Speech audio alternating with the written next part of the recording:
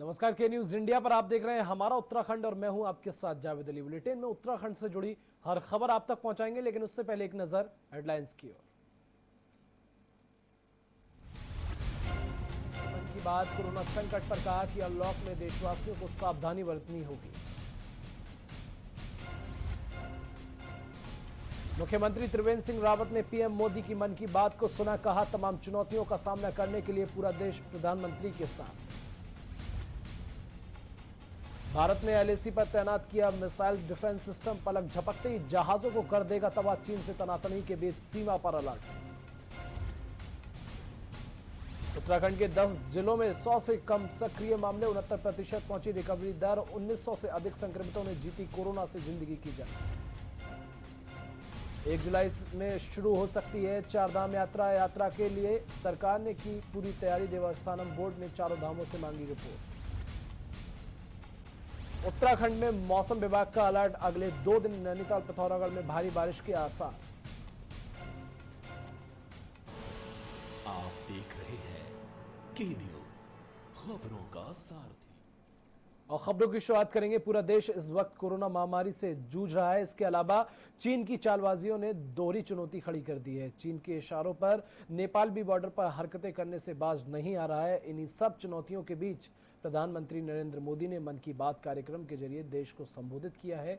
मन की बात का ये 66वां एपिसोड रहा। प्रधानमंत्री ने कहा कि लद्दाख में हमारे जो वीर जवान शहीद हुए हैं, उनके शौर्य को पूरा देश नमन कर रहा है। पूरा देश उनका कृतज्ञ और उनके सामने नतमस्तक है। पीएम मोदी ने कहा, हम आंख में आंख डालकर जवाब देना जानते हैं। लद्दाख में सेना ने करारा जवाब दिया है। पीएम मोदी ने मन की बात में किसान और कोरोना के मुद्दे पर भी चर्चा की। पीएम ने देश को चुनौतियों का सामना करने वाला देश बताया।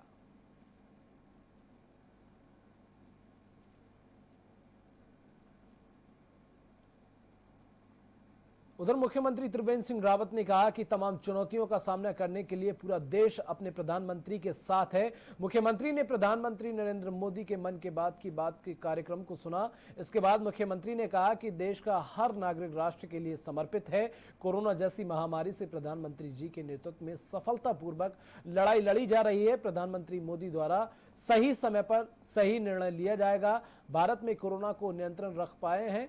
साल 2020 चुनौतियों का वर्ष है। हम इन चुनौतियों पर जीत हासिल करेंगे। कोई भी देश की ओर आंख उठाकर नहीं देख सकता है। हमारे वीर जवानों ने अपनी वीरता से ये साबित कर दिया है।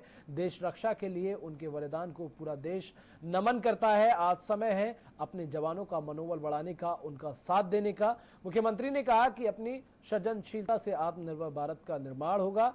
लोकल के लिए वोकल हमारा ध्येय होना चाहिए और हर संकट का सामना करते हुए देश आगे बढ़ता रहेगा।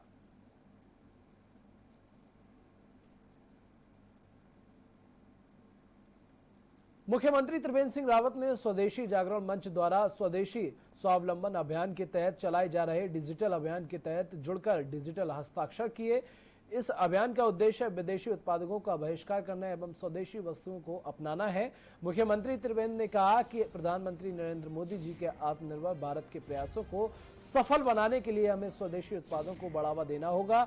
लोगों को स्वावलंबी होना जरूरी है। स्वदेशी जागरण मंच द्वारा स्वदेशी उत्पादों को बढ़ावा देने एवं चीन के उत्पादकों का बहिष्कार करने के लिए व्यापक स्तर पर जन जागरण अभियान चलाया जा रहा है। इस अवसर पर स्वदेशी जागरण मंच के प्रांत संयोजक सुरेंद्र सिंह विभाग, महिला प्रमुख अंजना उनियाल और वालिया महानगर संयोजक हितेश एवं महानगर प्रचार प्रमुख आधार भी उपस्थित रहे।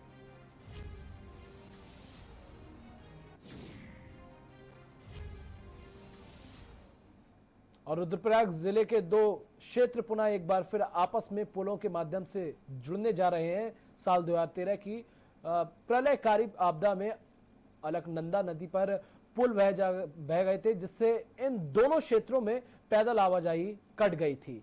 अलकनंदा नदी पर रतुड़ा और धारकोट झूला पुल उत्तराखंड आपदा न्यूनीकरण परियोजना के अंतर्गत 80 मीटर विस्तार का 5 करोड़ 48 लाख की लागत से निर्मित पैदल झूला पुल का बनकर तैयार हो चुका है। इस रिपोर्ट में देखिए।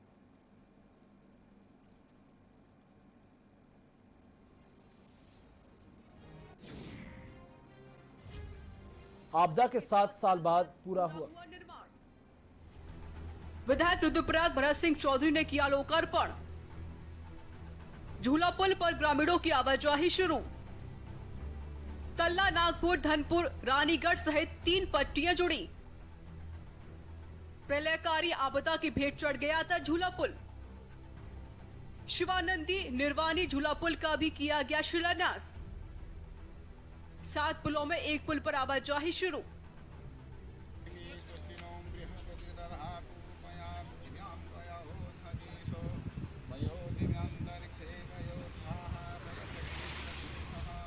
रुद्रप्रयाग जिले के 2 क्षेत्र पुनः एक बार फिर से वापस में पुलों के माध्यम से जुड़ने जा रहे हैं। साल 2013 की प्रलयकारी आपदा में अलकनंदा नदी पर पुल बह गए थे, जिससे इन दोनों क्षेत्रों में पैदल आवाजाही कट गई थी।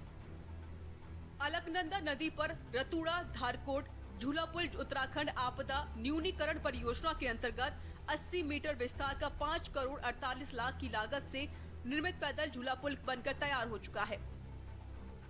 पुल का लोकार्पण क्षेत्रीय विधायक ने किया। यह पुल आवागमन के लिए खोल दिया गया है।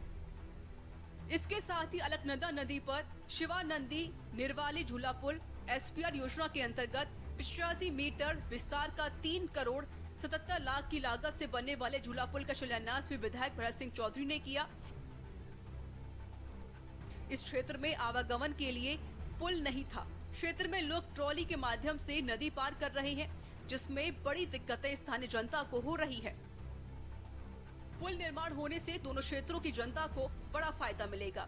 इस पुल का निर्माण पीडब्ल्यूडी विभाग द्वारा किया जाएगा। इस अवसर पर विधायक भरत चौधरी ने कहा कि अलकनंदा नदी पर रुद्रप्रयाग मुख्यालय से नगरासू के बीच तल्ला, नागपुर और धनपुर व रानीगढ़ क्षेत्र को जोड़ने के लिए 7 पुल विस्तारित है,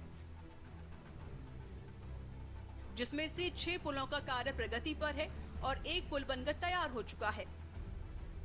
पुलों के निर्माण के बाद सैकड़ों गांवों को लाभ मिलेगा। उन्होंने कहा कि एक मोटर पुल कोठगी और धौलतीर के बीच प्रस्तावित है, जिसका शीघ्र निर्माण कार्य शुरू होगा। इन दोनों क्षेत्रों को आपस में जोड़ने से क्षेत्रवासियों को आवागमन में बड़ी आसानी होगी। पुल पिछली आपदा में बह गया था। बड़ी आवश्यकता, बड़ी ज़रूरत इसकी लोगों को महसूस हो रही थी। मुझे बेहद खुशी है कि आज मैं इसका लोकार्पण कर पा रहा हूँ।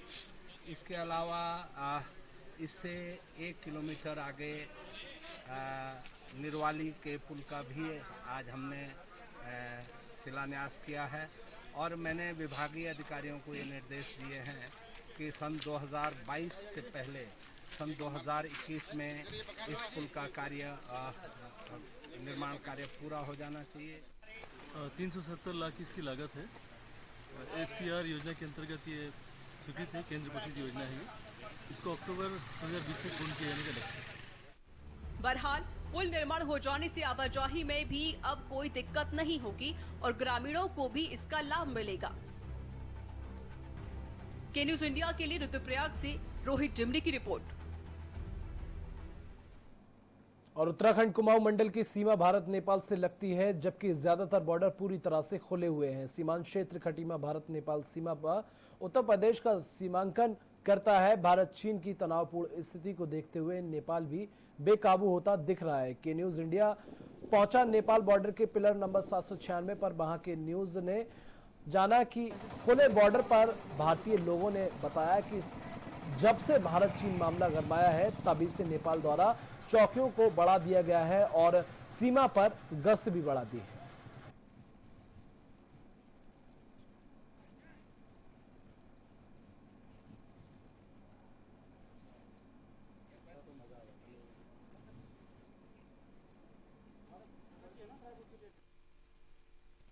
हमने के न्यूज़ की टीम यहाँ नेपाल बॉर्डर पर पहुंची है। ऊधम सिंह नगर जिले के सीमांत क्षेत्र खटीमा में मेलाघाट गांव है, लेकिन यहाँ से कुछ ही दूरी पर उत्तर प्रदेश का बॉर्डर है और कुछ ही दूरी पर यह नेपाल का। मैं इशारा करूँगा अपने कैमरामैन से कि पीछे जगह दिखाएंगे। ये जो पुल देख रहे हैं आप पीछे को, एक झूलिंगा पुल है, ये नेपाल का पुल है। इसी टाइप के प्रोजेक्ट जो हैं वो चीन ने यहाँ बनाए हैं। ये चीन की देन है जो है नेपाल के झूले पुल को बने हैं। ऐसे अनाधिकृत कई रास्ते ऐसे हैं, नेपाल की खुली रास्ता कुछ ऐसी हैं, यहाँ से कोई भी आ जा सकता है।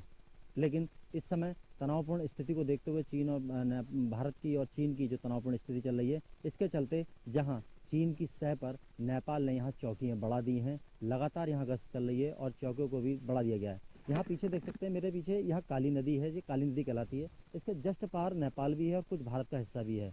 और यहाँ पर कुछ ये भारत का हिस्से हैं, भारत के इंडिया लोग, नेपाल के लोग रहते हैं, लेकिन कोई भी किसी प्रकार का जो भारतीय हमारी जो बॉर्डर की सीमा है, सशस्त्र सीमा बल है आगे, और यहाँ नेपाल की पुलिस भी रहती है। अब अभी कोई ऐसा संकेत नहीं आया है सरकार का कि क्या समझौता चल रहा है, क्या बात चल रही है, लेकिन नेपाल में और भारत की स्थिति काफ़ी अभी तनावपूर्ण है। नेपाल की चाहे बात करें गश्त चौकियों की, तो चौकियाँ बढ़ा दी हैं यहाँ आर्मी की और लगातार गश्त चल रही है। और यहाँ पर कई ऐसे रास्ते ऐसे हैं कि आदमी कैसा भी हो आ जा सकता है, कोई रोक टोक नहीं है। लेकिन अभी फ़िलहाल नेपाल में पूरी तरीके से बंदी का दौर है। सुरेंद्र कुमार गुप्ता, के news India, Khatima, Nepal border. और यहाँ वक्त एक छोटे से ब्रेक का, बहुत जल्द हाजिर होंगे।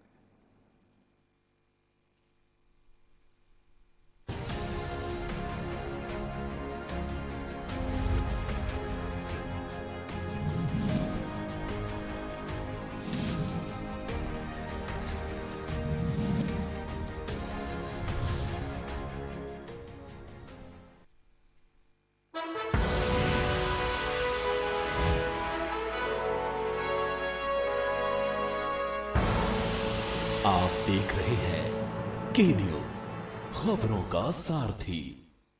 मुख्यमंत्री लाए हैं प्रदेश के युवा और उत्तराखंड लौटे प्रवासियों के लिए मुख्यमंत्री स्वरोजगार योजना। इस योजना के तहत प्रदेश के कुशल और अकुशल दस्तकार, काश्तकार, हस्तशिल्पी और बेरोजगार युवा कोई भी कारोबार शुरू कर सकते हैं, जैसे मुर्गी पालन, डेयरी खोलना, खुद का मिल्क बूथ शुरू करना, मछली पालन, ढाबा, रेस्टोरेंट, दुकान खोलना, ब्यूटी पार्लर आदि। इस योजना के तहत पात्र आवेदकों को राष्ट्रीयकृत बैंकों, सहकारी बैंकों और क्षेत्र ग्रामीण बैंकों से लोन मिल सकेगा। लोन पर सब्सिडी भी मिलेगी। मैन्युफैक्चरिंग क्षेत्र में अधिकतम 25 लाख और सर्विस सेक्टर में अधिकतम 10 लाख तक का लोन मिल सकता है। सीमांत क्षेत्र में मैन्युफैक्चरिंग प्रोजेक्ट लगाने के लिए 25 लाख पर 25% यानी 6.25 लाख की सब्सिडी मिलेगी। इसी तरह दुरुस्त पहाड़ी जिलों में 10 लाख की परियोजना पर 25% यानी 2.5 लाख की सब्सिडी मिलेगी। इसी तरह बी श्रेणी के जिलों में ये सब्सिडी 20% है, जबकि मैदानी क्षेत्र में 15%। सामान्य श्रेणी के आवेदक को लागत की 10%, जबकि अन्य श्रेणी के आवेदक को 5% मार्जिन मनी जमा करनी होगी। तो आइए मुख्यमंत्री स्वरोजगार योजना अपनाएं और राज्य के विकास में भागीदार बने। योजना की अधिक जानकारी के लिए आप इन नंबर्स पर कॉल कर सकते हैं।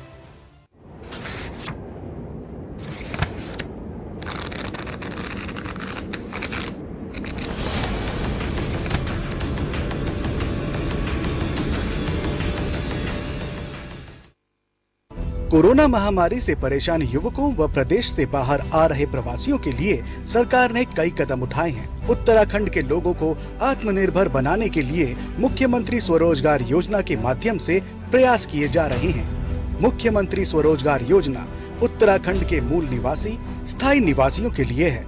इस योजना को करने के लिए राष्ट्रीयकृत बैंक, क्षेत्रीय ग्रामीण बैंकों के साथ साथ कोऑपरेटिव बैंकों से आसानी से ऋण प्राप्त हो रहे हैं। सहकारी विकास परियोजना तथा गंगा गाय महिला डेयरी योजना व आंचल मिल्क बूथ स्थापित करने के लिए 25 लाख रुपए तक का लोन सब्सिडी के साथ दिया जा रहा है। मुख्यमंत्री स्वरोजगार योजना की पंजीकरण से लेकर ऋण प्राप्ति तक की संपूर्ण जानकारी वेबसाइट पर जाकर ले सकते हैं और वेबसाइट के माध्यम से आवेदन भी कर सकते हैं। स्वरोजगार अपनाएं, उत्तराखंड को आत्मनिर्भर बनाएं।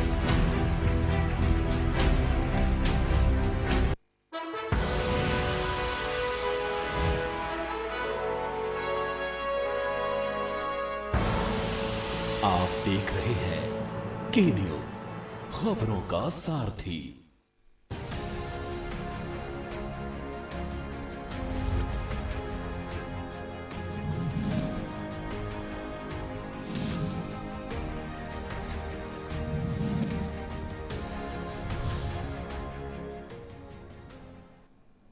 और ब्रेक के बाद एक बार फिर आप सभी का स्वागत है। खबरों में आगे बढ़ेंगे। पिथौरागढ़ जिला मुख्यालय से 100 किलोमीटर दूरी पर स्थित मुनस्यारी को जाने को वाले में मार्ग में बिरथी नामक स्थान पर एक झरना 125 मीटर ऊंचाई से गिरता है।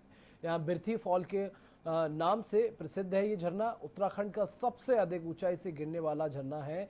हसीन वादियों के बीच में बहता हुआ ये झरना मन मोह लेता है, लेकिन यह पर्यटन विभाग के नजरों और दूर होने के साथ यहाँ वर्ष भर होने वाली चहल पहल पिछले 4 माह से कोरोना काल में सन्नाटा पसरा हुआ है। इस रिपोर्ट में देखिए।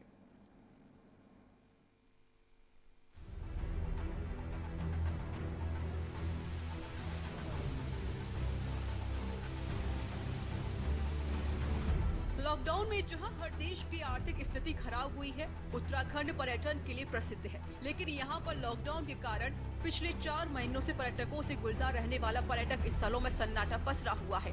मुनस्यारी मार्ग में स्थित विरथी फॉल है जो पूरे देश में प्रसिद्ध है, लेकिन यहाँ पर भी पिछले 4 माह से सन्नाटा पसरा हुआ है। इसके आसपास स्थानीय लोगों ने होटल आदि खोल रखे हैं। KNBN का पर्यटक आवास गृह भी है, लेकिन यहाँ पर लॉकडाउन लगने के बाद से अभी कोई भी पर्यटक यहाँ पर नहीं पहुँचे हैं, जिससे यहाँ के लोगों की आय पूरी तरह से बंद हो गई है। लोग परेशान नजर आ रहे हैं। साल भर में आते रहता है यहाँ पे, लेकिन ये कोरोना की वजह से 3-4 महीने से एकदम सुनसानी है, रोजगार ठप पड़ा हुआ है और हालात ऐसी बेकारी हैं। देख रहे हैं यहाँ पे हमेशा भीड़ रहती है, यहाँ पे खचाखच रहता है टूरिस्ट से। इस बार ऐसी सुनसानी है।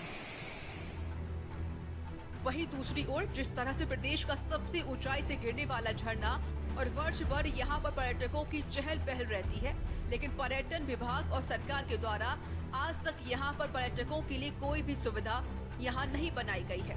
जिस स्थान से यह झरना गिरता है, ना वहाँ पर फॉल के बारे में कोई जानकारी उपलब्ध नहीं कराई गई है। यदि पर्यटन विभाग यहाँ पर पर्यटकों को सुविधा देता तो अवश्य पर्यटन को बढ़ावा मिलता। किलोमीटर दूर है और हम सरकार से निवेदन करते हैं कि जो ये पहाड़ के पर्यटन को विकसित करने का इनकी एक रूपरेखा है और यहाँ पर भी वो इनकी योजनाएं हैं, यहाँ विरथी फॉल तक पहुँचे और यहाँ का पर्यटन बढ़े। इस तरह की अपेक्षाएं यहाँ के लोग भी करते हैं और यहाँ के राज्य के लोग भी करते हैं और हम चाहते हैं कि सभी लोग यहाँ का जो पर्यटन है वो अधिक से अधिक बढ़े। इसके लिए विरथी फॉल के आसपास के एरिया को इनको विकसित करना होगा और पर्यटक स्थल के रूप में विकसित करना होगा, तभी यहाँ का पर्यटन बढ़ेगा। जहां कोरोना की महामारी से पूरे देश की आर्थिक स्थिति खराब हुई है, वहीं यदि सरकार को प्रदेश में दोबारा से पर्यटन को बढ़ावा देने के लिए कदम उठाना चाहिए। जिस तरह से मसूरी में कैंपी फॉल और रामनगर में कॉर्बेट फॉल को पर्यटन विभाग ने पर्यटन के नक्शे में शामिल कर यहां पर पर्यटकों को सुविधा मिलती है, उसी तरह से विरथी फॉल को पर्यटन विभाग ने नक्शे में शामिल करना चाहिए। मुनस्यारी के विरथी फॉल से प्रदीप मेहरा की खास रिपोर्ट। और खबर बागेश्वर से है, जहां राजदेव जायसी द्वारा अवगत कराया गया है कि जिलाधिकारी के निर्देशानुसार जनपद में कोरोना वायरस संक्रमण के बढ़ते प्रभाव को रोकने और डेंगू जैसी बीमारी न फैले, इसके लिए अब तक 500 लीटर सोडियम हाइपोक्लोराइड का छिड़काव किया जा चुका है। वहीं लगभग 50 लीटर मैल्थिन का भी छिड़काव किया जा सका है। आपको बता दें, जिसका प्रयोग फॉगिंग के जरिए किया गया है। साथ ही नगर पालिका बागेश्वर द्वारा समस्त वार्डों में वाहनों के अतिरिक्त 34 महिलाओं के माध्यम से डोर टू डोर कूड़ा संग्रहण का कार्य करते हुए लोगों को स्वच्छता के संबंध जागरूक किया जा रहा है। बता दें कि जिला अधिकारी द्वारा सैनिटाइजेशन को लेकर परिवार को साप्ताहिक बंदी को देखते हुए ये विशेष कार्यक्रम चलाने के निर्देश दिए गए हैं, जिसमें विभिन्न सार्वजनिक स्थानों, दुकानों, कार्यालयों और क्वारंटीन सेंटरों के साथ साथ स्थानीय बस्तियों आदि क्षेत्रों में भी सैनिटाइजेशन का कार्य लगातार किया जा रहा है।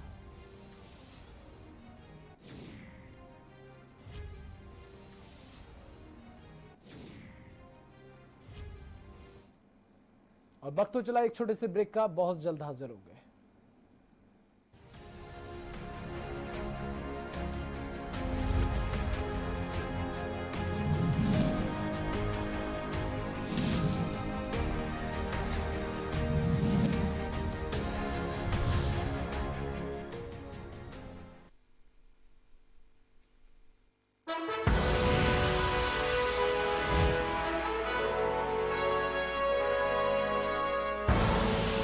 आप देख रहे हैं के न्यूज, खबरों का सारथी।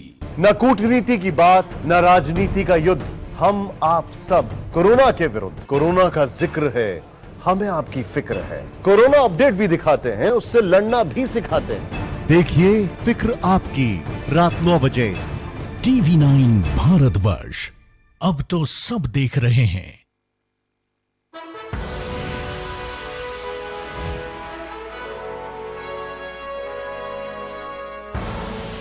आप देख रहे हैं के न्यूज, खबरों का सारथी।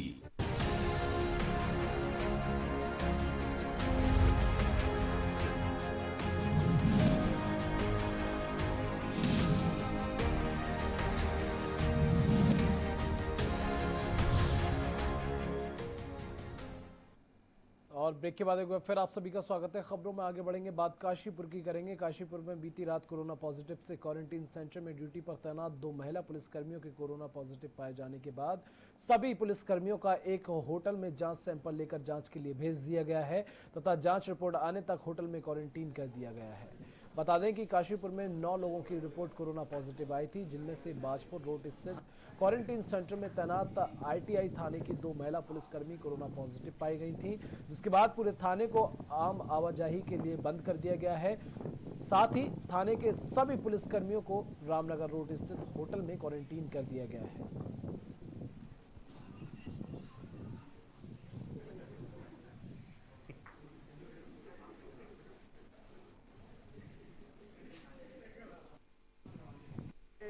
सैंपल काशीपुर के पॉजिटिव आए थे, जिसमें 2 महिला कांस्टेबल जो कि आईटीआई चौकी में कार्यरत हैं और फिलहाल आईएम क्वारंटाइन सेंटर में कार्यरत थी, वो पॉजिटिव पाई गई थी। इसलिए फिर शाम को ही हम लोगों ने कॉन्टैक्ट ट्रेसिंग से पूरे थाने का जायज़ा लिया और वहाँ पे 41 जो कार्यरत लोग थे उनको हमने क्वारंटाइन किया है।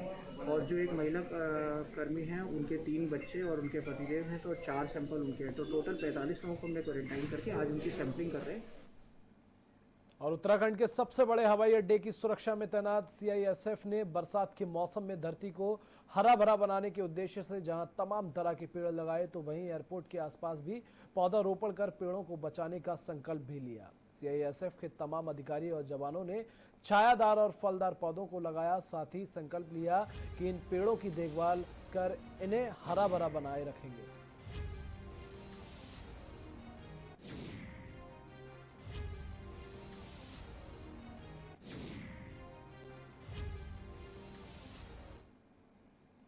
और अब खबर कोटद्वार से है, जहां लैंसडाउन वन प्रभाग में कोटद्वार रेंज के जंगल क्षेत्र से एक हाथियों का झुंड सिद्धबली मंदिर के पास सड़क के किनारे देखा गया, जिसे देखते ही लोगों में अफरा तफरी का माहौल हो गया।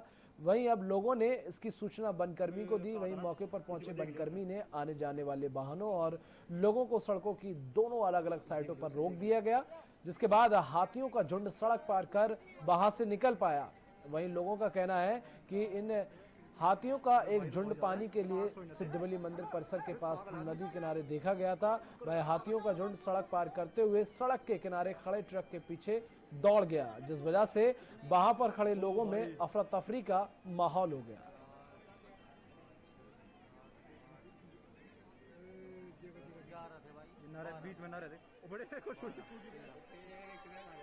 हाथी आए थे तो वो पानी, उनको बहुत प्यास लगी थी तो पानी पीने आए थे, तो उन्होंने फिर गाड़ी वाड़ी रुकवाई, तो वो हाथी बहुत सारे झुंड में थे, उनके साथ बच्चे भी थे, तो वो नीचे आए।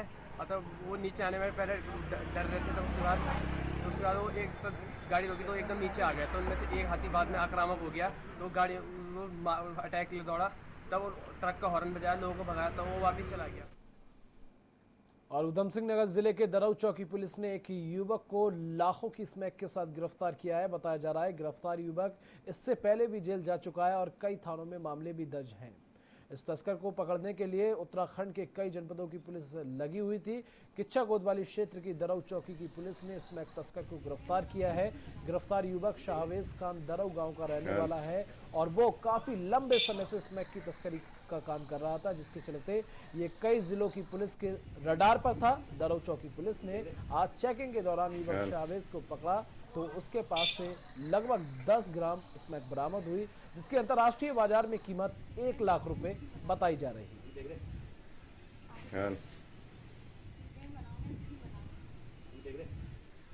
ये दरऊ चौकी क्षेत्र में काफ़ी दिनों से इस टाइप की शिकायतें मिल रही थी, जिसके लिए हम लोग लगे भी थे। हमारे कुछ जवान जो हैं, हमारे चौकी इंचार्ज हैं, उसमें कल जो है एक लड़का वहाँ पे दिखाई दिया। जैसे ही उसको टोका तो वो भागने लगा और उसके हाथ से जो है कुछ स्मैक मिली, जिसमें लगभग 9 ग्राम के करीब स्मैक है और उसको आज उसी समय गिरफ्तार कर लिया गया है।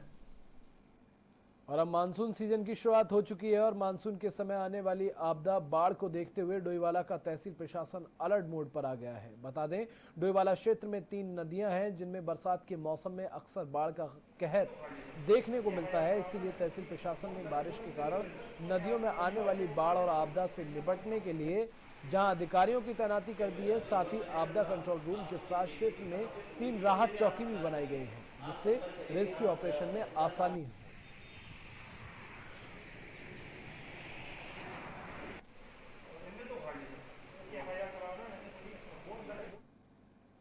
और काशीपुर में बीते रोज 2 महिला पुलिसकर्मी के कोरोना पॉजिटिव मिलने के बाद पुलिस महकमे में हड़कंप मच गया, जिसके बाद आईआईटी थाने के सभी पुलिसकर्मियों की सैंपलिंग के बाद देर शाम जिले के पुलिस कप्तान काशीपुर पहुंचे। इस दौरान उन्होंने क्वारंटीन सेंटर के साथ साथ आईटीआई थाना तथा अनन्या होटल में पहुंचकर व्यवस्थाओं का जायजा लिया। काशीपुर में देर शाम जिले के पुलिस कप्तान बरिंदरजीत सिंह ने बाजपुर रोड स्थित क्वारंटीन सेंटर आईआईटी थाना पहुंचे, जहां उन्होंने क्वारंटाइन पुलिस कर्मियों का मनोबल बढ़ाया।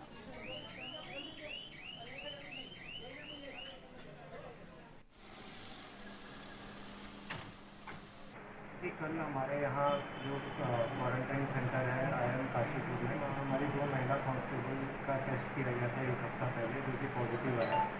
उसके बाद कॉन्टैक्ट ट्रेसिंग में पाया गया कि काफ़ी सारे कर्मचारी आईटीआई थाने से हैं, उसके कॉन्टैक्ट में आए उन लोगों के, उन सब में तकरीबन 23 लोगों को जो है क्वारंटाइन किया गया है।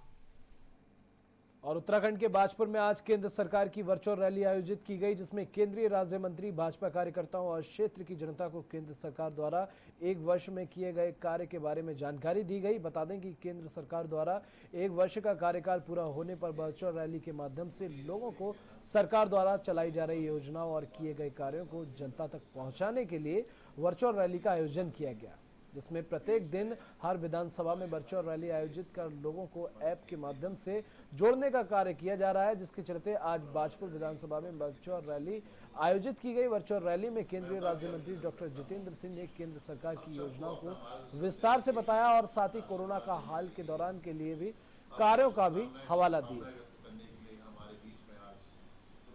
मैं अपने उत्तराखंड के जो हमारे प्रमुख, जो हमारे आदरणीय प्रधानमंत्री के नेतृत्व में और उत्तराखंड के मुख्यमंत्री आदरणीय त्रिवेंद्र सिंह रावत जी के नेतृत्व में हमने इन 3 सालों का लेखा जनता के सामने रखने की कोशिश भी कर रहे हैं वर्चुअल रैली के माध्यम से। कोई विडंबना है, दुर्भाग्य है कि बहुत कुछ किया है, बहुत कुछ करना बाकी भी है। और लालकुआं में नगर पंचायत के सभागार में जिला प्रशासन ने तमाम विभागों की बैठक ली, जिसमें जल निगम, स्वास्थ्य विभाग, मलेरिया विभाग, दुग्ध संघ और पुलिस विभाग और तमाम विभागों की समीक्षा बैठक ली। इस बैठक का उद्देश्य गर्मी के इस मौसम में जहां कोविड-19 से लोगों को बचाना और डेंगू जैसी बीमारियों से लड़ना इस बैठक का उद्देश्य रहा था। उप जिलाधिकारी विवेक राय ने सभी विभागों के लोगों से 1 सप्ताह के अंदर काम को करने की बात कही।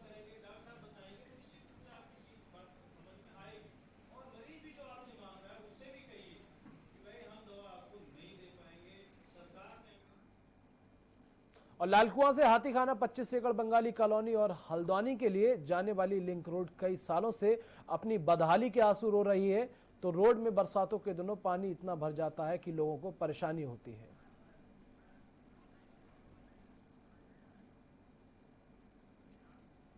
और इसी के साथ बुलेटिन में बस इतना ही। देश दुनिया की तमाम खबरों के लिए देखते रहिए के न्यूज़ इंडिया।